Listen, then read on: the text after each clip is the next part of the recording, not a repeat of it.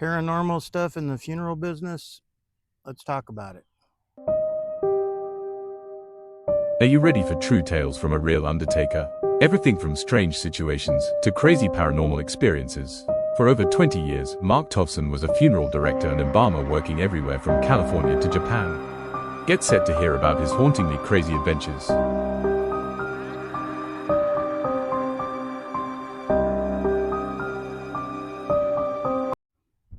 Hello, welcome back, YouTube. My name is Mark. I was a funeral director for 20 years. During that 20 years, I had many experiences. Probably the biggest question I get is, did I have any paranormal experiences? And the answer is yes. I actually had my first experience when I was in high school before I was in the funeral business. A friend of mine had lived in a house where a woman had committed suicide by drinking poison, and they had many strange things happen to them when they lived there. Well, the one time I went over there, I'd actually witnessed a beer can sliding across the table on its own. Well, for the 100th time, I was not drunk, so I wasn't seeing things. It actually did happen. Uh, my first experience as far as being in the mortuary business was I was still working for the coroner's office. Uh, my girlfriend at the time, I spoke about her in one of the previous videos, the real estate lady. Um, she had bought a house, an older house, and she was one of the first house flippers I ever met. So she had bought this older house. It was a big house in Anaheim. It used to be a orange farm. Uh, During I guess the house was built probably like the 1900s, early 1900s. Uh, During like the 1950s, somebody bought the property. They left the house, but they put in a subdivision in the area, and then the orange field in the back, they turned that into a golf course. Uh, so she bought this house. It was kind of run down. She had her contractor come in and fix everything up, make it nice. Uh, so she had told me that she'd had strange things that happened there, and I kind of didn't really believe it, even though I had that one experience. But I thought, well, give her the benefit of the doubt. Well, one night I spent the night, and that's when things started to happen. There was knocking on the walls. Uh, Sounded like a door slam, but there was no door that was closed. Uh, this happened on a regular basis. There was voices moaning. Uh, you'd hear something. It sounded far off, like somebody talking. Uh, so that was my first experience. Uh, Now, as far as the funeral home, once I started working in the funeral business, my first job, I was an apprentice, and part of my pay was I got a free apartment over the embalming room. Uh, this apartment had a stairway that went up to it from the inside of the building. And then on the outside, there was a nice patio area with stairs that went down to the parking lot. It was a nice apartment, but yeah, after a few nights there, I started hearing things. Uh, Kind of just chalked it up to my imagination. Um, I told my boss about hearing noises down in the mortuary. He told me I needed to check because they had been broken into before and somebody tried to steal the cash. Um, so one night I heard footsteps down in the mortuary, and I could swear this was somebody walking around. It was loud. And I had a machete by the door that I used to use to cut the branches from the hedges. And so I thought, well, you know what? I'm going to catch this person and I'm going to hack them to death.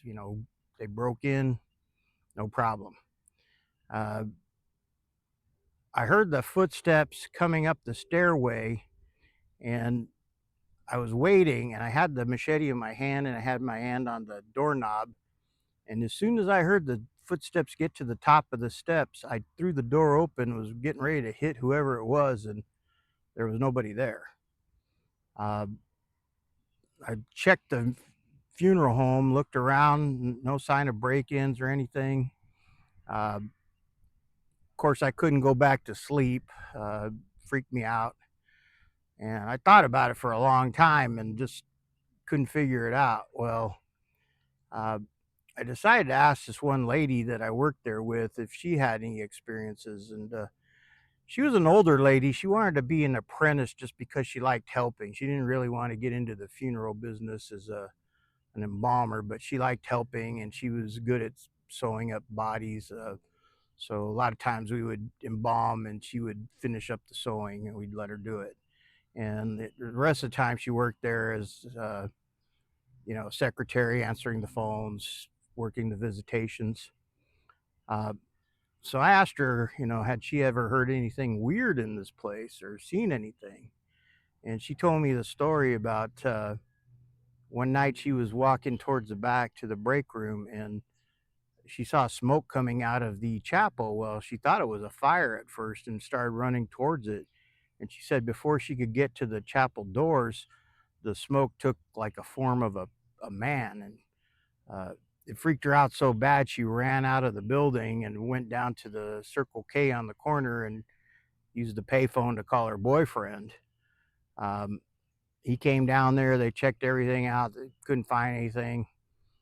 After that, she refused to work nights by herself. I always wondered why he was always over there. But she told me that, yeah, she wouldn't work nights after that. Of course, I heard more noises and footsteps. After a while, you get kind of used to it.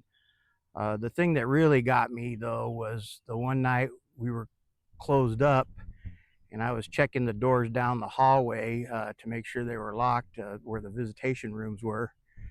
And as I was walking by one of the rooms, I saw an old lady sitting in a chair.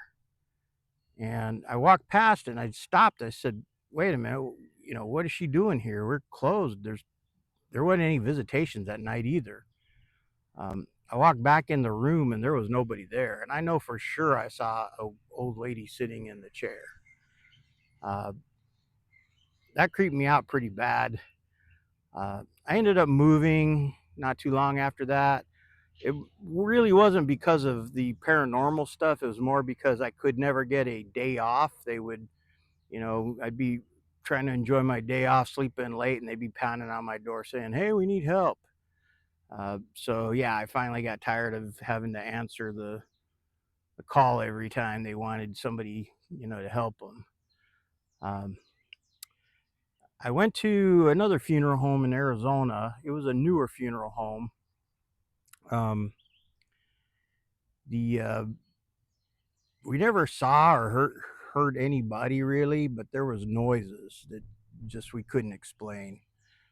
It didn't really bother us too much, but yeah, every once in a while you'd hear something slam or a door open or something, and you'd have to go check and make sure that everything was locked up.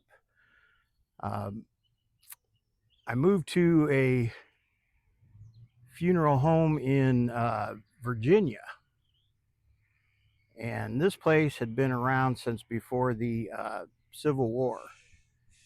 Uh, the neat thing about it was they had all the old,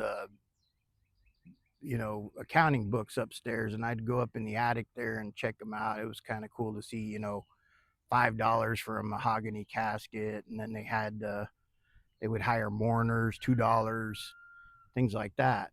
Um, Now, when you go in there at night, which I had to do a lot, it was pretty eerie, and you always felt like you were being watched. And there were noises, there was footsteps, things like that. Uh, the story was there was a painting in the office, and apparently this painting was given to the funeral home as payment for a funeral of a little girl that was in the painting. The painting was of a Confederate officer being buried by some slaves, and in the painting, it was the wife and the two daughters standing there watching the burial, and apparently the little girl had gotten ill and passed away. Well, they had no money to pay for the funeral, so they gave him this painting. This painting was done by some famous French artist, so it was valued as priceless when the insurance people came around to look at it. They also had a clock in there that was made out of basically wood and cement, and it was a grandfather clock. And turns out it was a piece made by somebody who became a famous clockmaker. It was his apprenticeship piece to get his credentials as a clockmaker. So that was, priceless also. But the story was this painting of this little girl was the haunted thing, and it was supposedly the little girl that was haunting the building. Uh, Now, I had gone, I was still working in the funeral business, and I had gone camping with my ex wife once, and we ended up in a cemetery unknowingly. It was a ghost town, and we were just looking for a place to camp. It started to get rainy and stuff, and it was getting dark, so we had to find a place to camp. Well, during the night, we had heard, people talking and walking around, and being that we were close to the Mexican border, we just thought it was illegal aliens. And I'd gotten up once to go to the bathroom and went out of the tent, and there was a flash of lightning, and I could swear I saw a person.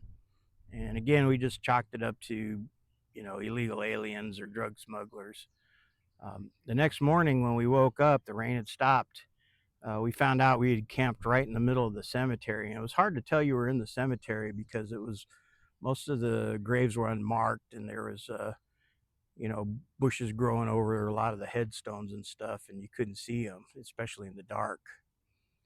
Um, the final place that I worked that was haunted, uh, it was an old mortuary in Tucson. It had been around since the early 1900s. The building was built in the 1800s. It'd been a house. Um,